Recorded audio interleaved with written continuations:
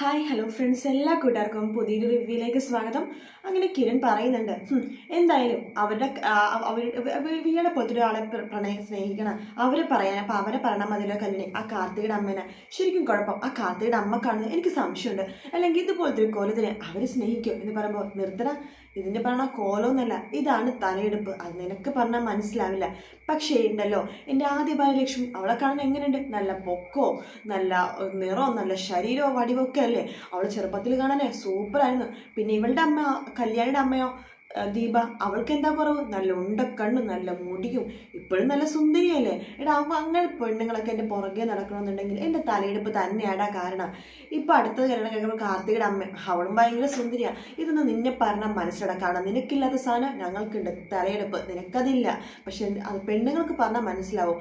ഇവൾക്കും ഇവളുടെ, പിന്നെ നിന്റെ പെങ്ങള് സോണിയില്ലേ, അവൾക്കും പറഞ്ഞാൽ മനസ്സിലാവും. അവൾക്ക് അത് മനസ്സിലാവുന്നത് കൊണ്ടിട്ടാണല്ലോ എൻ്റെ മോൻ വിക്രത്തിന് തലയെടുപ്പുള്ളത് കൊണ്ടിട്ടാണല്ലോ അവൾ പ്രണയിച്ച് കല്യാണത്തിന് മുമ്പേ ഗർഭിണിയായത് എന്നൊക്കെ പറയാണ്.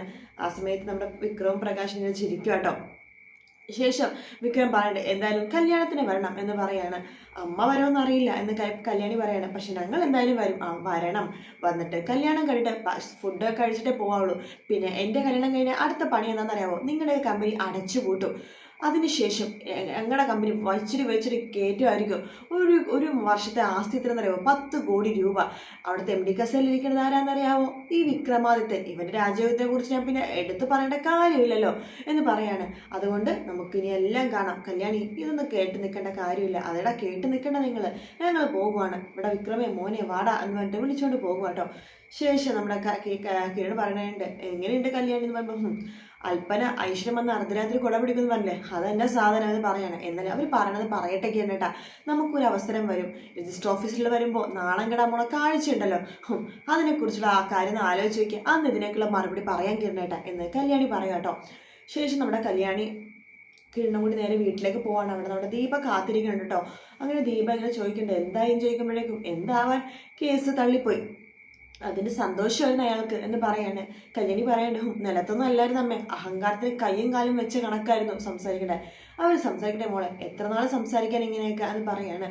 അതിനുശേഷം നമ്മുടെ കല്യാണി പറയുന്നുണ്ട്, മറ്റന്നാൾ കല്യാണമല്ലേ, അതിനെ കല്യാണത്തിന് വരണമെന്നൊക്കെ ക്ഷണിച്ചിട്ടാ പോയേക്കണം. അമ്മയടുത്ത് വരാൻ വേണ്ടിയിട്ട്. ഞാൻ വരുന്നില്ല മോളെ, അന്ന് അമ്മ വന്നാൽ എന്ന് കിരൺ പറയണം. അമ്മ വരണം അമ്മേ.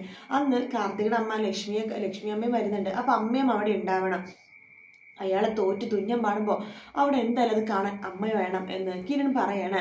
അതിനുശേഷം കിരൺ അകത്തേക്ക് കയറി പോകുന്നുണ്ട്. കിരൺ അകത്തേക്ക് കയറി പോകുമ്പോഴേക്കും കല്യാണി പറയുന്നുണ്ട്, എനിക്ക് അയാളുടെ വെറുപ്പ് മാത്രമുള്ളമ്മേ, മനസ്സിൻ്റെ ഒരു കോണിപ്പോലും അയാളുടെ ഇഷ്ടമില്ല എന്ന് പറയുമ്പോഴേക്കും ദീപ പറയാണ്, എനിക്കും അങ്ങനെ തന്നെയാണ് മോളെ, അയാളെ കാണുന്നത് എനിക്ക് ഇഷ്ടമില്ല. 2 വർഷം അറ്റാക്ക് വന്ന ആളല്ലേ, ഇനി നല്ല കല്യാണം മുടങ്ങി കഴിഞ്ഞാൽ അയാളെ ജീവൻ നിൽക്കുമെന്നുള്ള കാര്യത്തിൽ ഒരു സംശയം വേണ്ട എന്ന് പറയണം. അത് ശരിയാണ് അമ്മ പറഞ്ഞത്, അത്ര അഹങ്കാരത്തോടെയാണ് അയാൾ സംസാരിക്കുന്നത്. ശേഷം കല്യാണി അകത്തേക്ക് കയറി പോവാണ്. ദീപ പുച്ഛത്തോടു കൂടി തന്നെ പ്രകാശിനെ കുറിച്ച് ആലോചിക്കുകയാണ്. പിന്നീട് കാണിക്കുന്നത് നമ്മുടെ രാഹുലിനെയാണ്. രാഹുൽ ഷാരി റെഡി ആയിക്കൊണ്ട് ഇപ്പോൾ ഷാരി ചോദിക്കുന്നുണ്ട്, അല്ല എവിടേക്കാ പോകാൻ പോകണമെന്ന് ചോദിക്കുമ്പോഴേക്കും, ഞാൻ രൂപനെ കാണാൻ വേണ്ടി പോവാം. രൂപനെ അതെന്തിനാ ചോദിക്കുമ്പോൾ കുറച്ച് പണം ചോദിക്കണം. പണം ഇപ്പം എന്തിനാ ചോദിക്കുമ്പോൾ ഷാരി ചോദിക്കുകയാണ്, ഇവിടെ ഒരുത്തനുണ്ടല്ലോ മനോഹർ, അവൻ എങ്ങനെയും ഒഴിവാക്കിയേ പറ്റൂ, അതുകൊണ്ട് പണം ചോദിക്കാൻ പോവാണ് എന്ന് പറയുകയാണ്. നിങ്ങൾ പണം ചോദിച്ചാൽ അവൾ തരും. അവൾ പഴയ രൂപയൊന്നുമല്ല, അവളുടെ ഭർത്താവിനെ മക്കളെയും മരുമക്കളെയൊക്കെ സ്നേഹിക്കുന്ന രൂപയാണ്. നീ എത്ര പറഞ്ഞാലും ഞാനത് വിശ്വസിക്കില്ല. എടോ, താൻ വിശ്വസിച്ചേ പറ്റുമെന്ന് പറയുമ്പോഴേക്കും, ഇല്ല, അങ്ങനെയാണെങ്കിലേ അവൾ സത്യങ്ങളൊക്കെ കണ്ടിട്ടുണ്ടെങ്കിൽ ആദ്യം ഭക്ഷണത്തിൽ വിഷം കലക്കി കൊല്ലുന്നത് എന്നെയായിരിക്കും. ഇതുവരെ അതൊന്നും സംഭവിച്ചില്ലല്ലോ, എൻ്റെ പെങ്ങളെ എനിക്ക് നന്നായിട്ട് അറിയാം എന്ന് പറയാണ്. അവൾ എന്തായാലും പണം തരും എന്ന് പറയുമ്പോഴേക്കും, ശരി നിങ്ങൾ പോയി ചോദിക്കുക, തരോ ഇല്ലയോ എന്ന് അറിയാലോ, നിങ്ങളൊരു മണ്ടനാണ്, ഇപ്പോഴാണ് വിശ്വസിക്കുന്നത്, മരമണ്ടൻ എന്നൊക്കെ പറഞ്ഞിട്ട് നമ്മുടെ ഷാരി അങ്ങോട്ടേക്ക് പോവുക കേട്ടോ. ശേഷം കാണിക്കുന്ന സരിയൂനെയാണ്. സരിയു ചിലരതൊക്കെ തുറന്ന് അപ്പുറത്തെ കാഴ്ചകളൊക്കെ കണ്ടിങ്ങനെ ഇരിക്കുക കേട്ടോ. ആ സമയത്ത് നമ്മുടെ കല്ലുമോ മുറ്റത്തിരുന്ന്, അതായത് ഉമ്മറത്തിരുന്ന് കളിക്കുകയാണ്. അപ്പോൾ കല്യാണി വരുന്നുണ്ട്. അയ്യോ, കല്ലുമോൻ ഇവിടെ ഒറ്റയ്ക്ക് നിൽക്കുവാണ്. അതേ ഭിക്ഷക്കാരൊക്കെ ഉള്ള നാടാണ് കേട്ടോ, ഇങ്ങനെ ഒറ്റയ്ക്ക് ഇരുന്നൂടാ. അല്ല, കല്ലുമോൻ അച്ഛൻ്റെ മോനാണോ അമ്മയുടെ മോനാണോ എന്ന് പറയുമ്പോഴേക്കും കല്ലു ഇങ്ങനെ ചിരിക്കുക കേട്ടോ. ആ, അച്ഛൻ്റെ മോനാണെന്നാണ് പറയണേ അല്ലേ, കൊള്ളാരുടെ കല്ലു. അപ്പോൾ നീ അമ്മയുടെ മോനല്ലേ, അച്ഛൻ്റെ മോനാണോ എന്നൊക്കെ ചോദിച്ചുകൊണ്ടിരിക്കുകയാണ്. അത് കണ്ടിട്ട് കിരൺ അങ്ങോട്ടേക്ക് വന്നിട്ട് കിരണോ അവരുടെ കൂടെ എന്നിട്ട് സന്തോഷത്തോടു കൂടി തന്നെ കൊച്ചിനെ കളിപ്പിക്കുകയാണ്. ഇതൊക്കെ കണ്ട് സരിയു പൊട്ടിക്കറിയാട്ടോ. അവൾക്ക് എല്ലാമായി, അവളെയൊക്കെ ഒരുപാട് കളിയാക്കിയിട്ടുണ്ട്. സംസാരിക്കാൻ കഴിയാത്തവൾ, ദരിദ്രവാസി കുടുംബത്തിൽ നിന്ന് വന്നവളെന്നൊക്കെ പറഞ്ഞ് ഒരുപാട് കളിയാക്കിയിട്ടുണ്ട്. ഇപ്പം അവൾക്ക് എല്ലാവരും ഉണ്ട്. അവളുടെ സ്വന്തം അച്ഛൻ എത്ര കൊള്ളില്ലാത്തവനാണെങ്കിലും അയാളുണ്ട്. പിന്നെ അവളുടെ അമ്മ, കൂടെയുള്ള അമ്മ അവളുടെ അമ്മ തന്നെയാണ്. എല്ലാം അവൾക്ക് കിട്ടി. ഒന്നും കിട്ടാതെ എനിക്ക് മാത്രം ഇവിടെ വന്ന് താമസിക്കണം ഇവിടെ വന്ന് താമസിക്കണമെന്നുള്ള വാശി എനിക്കായിരുന്നു. പക്ഷെ എല്ലാത്തിനും തിരിച്ചടി എനിക്ക് കിട്ടി. ഇവിടെ നിന്ന് താമസിക്കണ്ടായിരുന്നു. ഇപ്പോൾ എൻ്റെ അമ്മ ഇല്ലാതായി. പിന്നെ ഇപ്പം എനിക്ക് ആകെ കൂടുതലുള്ളത് എൻ്റെ മനുവേട്ടൻ മാത്രമാണ്. എൻ്റെ ദൈവവും ആ മനുവേട്ടൻ. എനിക്ക് എൻ്റെ മനുവേട്ടനും കൺമണി മോള് മാത്രമേ ഉള്ളൂ. അവർ മതി എനിക്ക്. എത്രയും പെട്ടെന്ന് അമേരിക്ക പോയാൽ മതി എന്നൊക്കെ പറഞ്ഞിട്ട് സരിയോ ഇങ്ങനെ ഓരോന്നൊക്കെ പറഞ്ഞുകൊണ്ടിരിക്കുകയായിട്ടുണ്ട്. ചിലരിങ്ങനെ അടയ്ക്കുന്നുണ്ട്. പിന്നീട് കാണിക്കുന്നത് രാഹുലിനെയാണ്. രാഹുൽ രൂപേനെ കണ്ടിട്ട് സംസാരിച്ചുകൊണ്ടിരിക്കുക കേട്ടോ. അപ്പോൾ രൂപയുടെ പറയുന്നുണ്ട്, രൂപ നീ എന്നെ സഹായിച്ചേ പറ്റൂ. നിൻ്റെ അടുത്ത് കുറേ ദിവസം ഞാൻ പറയണത് മറ്റേ CS-നെ ഇല്ലാതാക്കണമെന്ന്. നീ അതിനെക്കുറിച്ചൊന്നും പറയുന്നില്ല എൻ്റെ ഏട്ടാ. അതൊന്നും പെട്ടെന്ന് ചെയ്യണം പറ്റുന്ന കാര്യമല്ല. അത് സമയം വേണം. എൻ്റെ ഭാര്യ എന്ന് പറഞ്ഞോളൂ. മോളൊക്കെ പറയാം നീ ചതിക്കുവാണ്, നീ ഇപ്പോൾ സേനനെയും മക്കളെയും മരുമക്കളെയും ശരിക്കും സ്നേഹിക്കുന്നുണ്ടെന്ന്. അവരെന്തുകൊണ്ട് പറഞ്ഞിട്ട് ചേട്ടാ? അവർ പറഞ്ഞത് കേട്ട് ചേട്ടന് എന്താ അതിന് വിശ്വാസക്കുറവ് എന്തെങ്കിലും ഉണ്ടോ? എനിക്കങ്ങനെ വിശ്വാസക്കുറവൊന്നുമല്ല. പക്ഷെ അവർ പറയുമ്പോൾ ഞാനൊന്ന് സംശയിച്ചു പോവാ എന്ന് പറയണം. അല്ല ചേട്ടൻ ഇപ്പം എന്താ ആവശ്യം എന്ന് പറഞ്ഞത്? എനിക്ക് കുറച്ച് പണത്തിൻ്റെ ആവശ്യമുണ്ട്. എത്ര രൂപയാണ് ചേട്ടാ വേണ്ടത്? അത് ഒരു 2 കോടി രൂപയെങ്കിലും വേണം. 2 കോടി രൂപയോ? അതെന്തിനാ ചേട്ടാ? എൻ്റെ അക്കൗണ്ടിൽ പൈസ കുറവാണ്. ആ മനോഹർ എന്ന് പറഞ്ഞവനില്ലേ, അവൻ 5 കോടിയൊക്കെയാണ് ആദ്യം ചോദിക്കേണ്ടത്. പക്ഷെ ഇങ്ങനെയെങ്കിലും ഇപ്പം അവൻ തടുത്തിട്ട് പോയാൽ മതിയെന്നുള്ളൂ. 2 കോടി രൂപയെങ്കിലും തരണമെന്നാണ് അവ പറയണത്.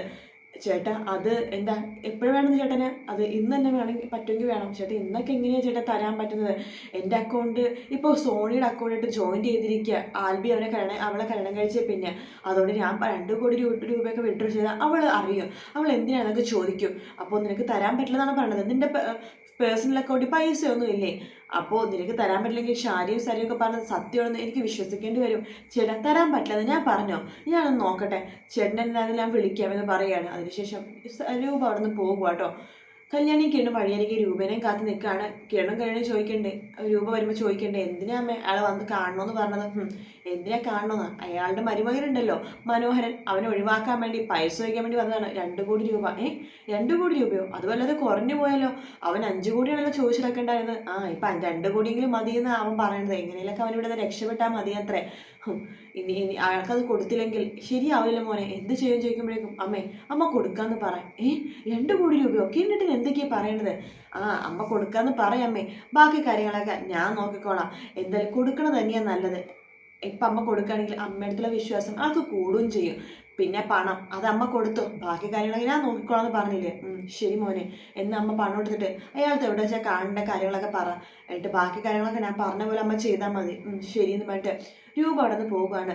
ശേഷം കല്യാണി ചോദിക്കട്ടെ, എന്നാലും എന്തിനാ കിരേട്ടാ അയാൾക്ക് പണമൊക്കെ കൊടുക്കണത്? കല്യാണി നീ നോക്കിക്കോ എന്താ നടക്കാൻ പോണെന്നുള്ളത്. ഞാൻ നടക്കാൻ പോണ കാര്യം കണ്ട നീ ശരിക്കും ഞെട്ടും എന്നൊക്കെ പറയാട്ടോ.